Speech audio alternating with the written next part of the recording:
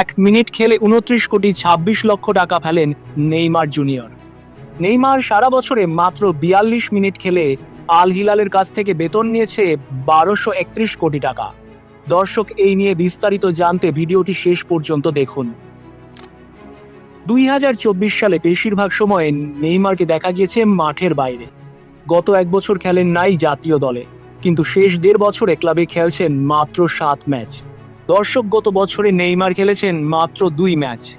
হিসাব করে দেখা গিয়েছে গত 2 ম্যাচে নেইমার মাঠে ছিলেন মাত্র 42 মিনিট।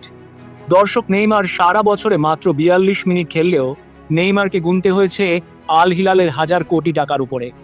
1 বছরে মাত্র 2 ম্যাচ খেলে আল হিলালের কাছ থেকে $101 মিলিয়ন নিয়েছে ব্রাজিলিয়ান তারকা নেইমার জুনিয়র।